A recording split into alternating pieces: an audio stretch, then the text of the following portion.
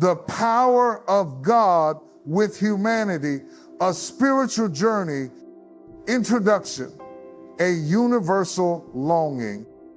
Deep within the human soul lies a longing, a quiet ache that pulls us towards something bigger, something eternal. It's a whisper that echoes through the ages, from the ancient tribes of Israel to the bustling cities of modern America.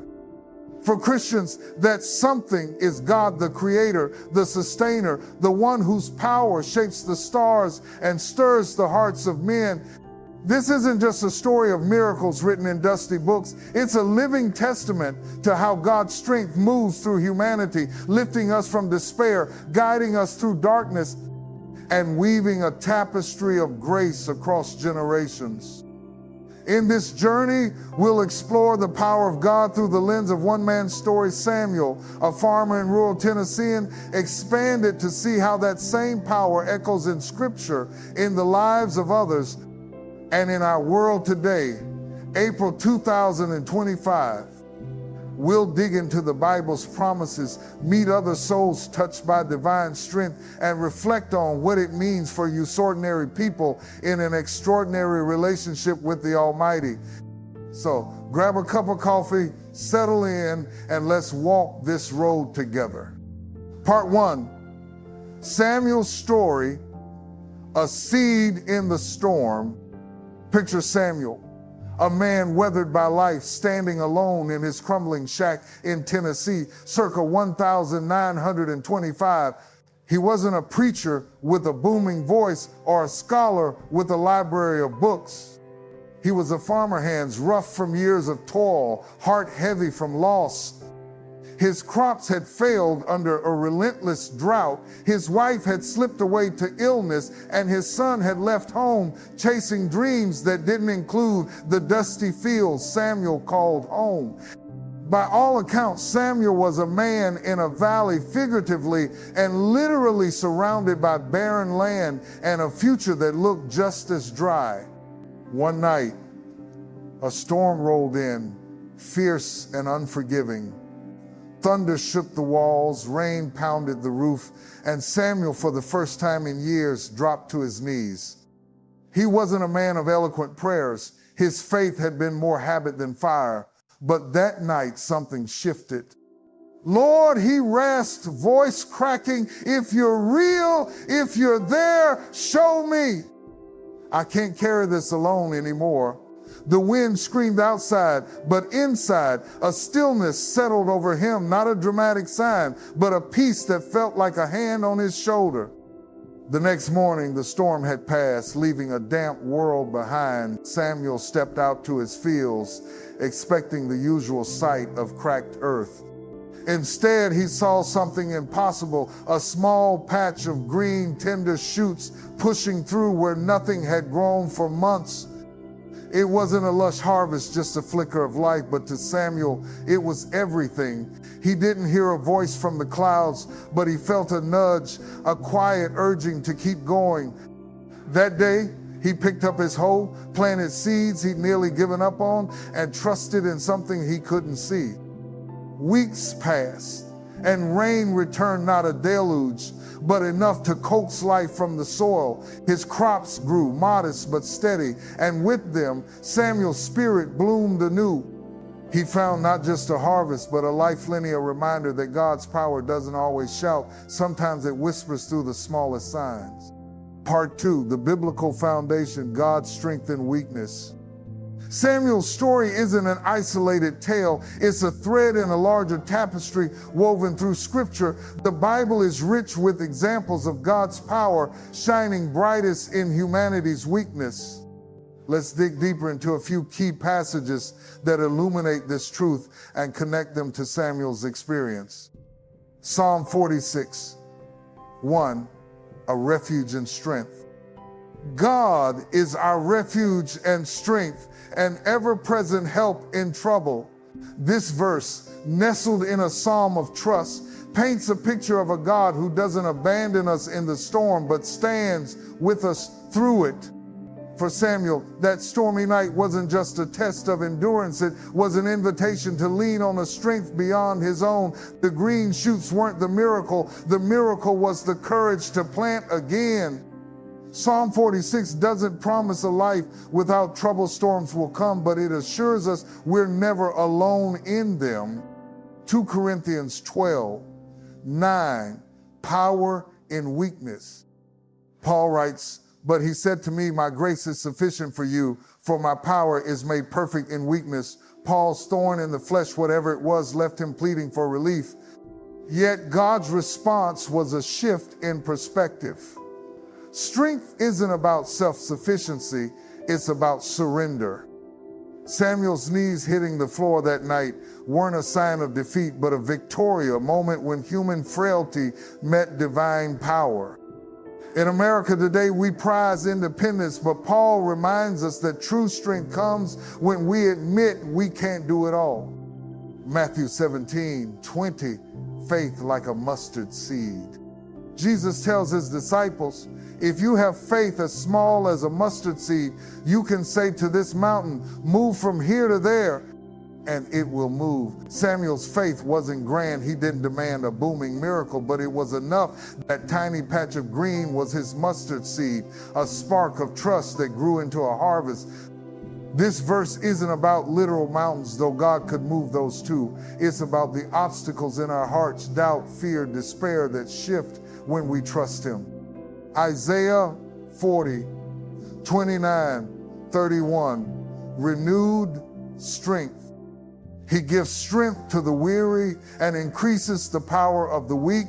Those who hope in the Lord will renew their strength. Isaiah's words, spoken to a weary Israel, resonate with Samuel's exhaustion. The farmer didn't rise from his knees a new man overnight, but day by day his hope was renewed. This passage is a favorite in American churches, often quoted at funerals or revivals, because it speaks to our shared human struggle and the divine promise that carries us through. These scriptures aren't just ancient poetry, they're blueprints for understanding how God's power works with us. Samuel's story mirrors them. A man broken by life, lifted by faith, and sustained by a God who meets us where we are. Part 3, echoes in other lives, stories of divine strength. Samuel wasn't alone in experiencing God's power. Let's meet 3 others whose lives reflect this same truth, each adding a new layer to our understanding. Clara, the widow's resilience. In 1930s Alabama, Clara, a widow with 4 children, faced a world turned upside down by the Great Depression. Her husband had died in a mill accident, leaving her with a shack and a pile of debts. One Sunday, broke and hungry, she walked her kids to a tiny church where the preacher read from Psalm 23, "The Lord is my shepherd, I shall not want." Clara clung to those words, praying not for riches, but for provision. Days later, a neighbor moved by a nudge she couldn't explain, brought a basket of food. It wasn't much, but it was enough. Over time, Clara stitched clothes for others, fed her kids, and built a life from scraps. God's power didn't erase her poverty. It gave her the grit to endure. James, the prodigal's return. Fast forward to 1970 Chicago. James, a young man caught in the grip of addiction, had burned every bridge with his family. One night, strung out and shivering on a street corner, he stumbled into a mission house. A volunteer handed him a cup of coffee and quoted John 3:16. For God so loved the world. James didn't believe it, not for him, but the word stuck. Months later, after hitting rock bottom, he checked into rehab, clinging to that verse like a lifeline. Today, James mentors others, a living testament that God's power redeems even the lost. Like Samuel's son, he came home not to a farm, but to a father, Maria. The immigrant's faith. In 2020, Maria crossed the border from Mexico to Texas, fleeing violence with her 2 daughters. Penniless and scared, she knelt in a makeshift shelter, praying in Spanish from Matthew 11:28. Come to me, all you who are weary and burdened, and I will give you rest. The next day, a church group offered her food, clothes, and a job cleaning homes. Maria's journey wasn't easy language barriers, fear of deportation, but her faith grew. By 2025, she's a citizen, her daughter's in school, and her story a beacon of hope. God's power didn't part the Rio Grande, but it parted the sea of despair in her heart. These stories, Clara's endurance, James's redemption, Maria's hope, show that God's strength isn't confined to one time or place. It meets us in our mess wherever we are.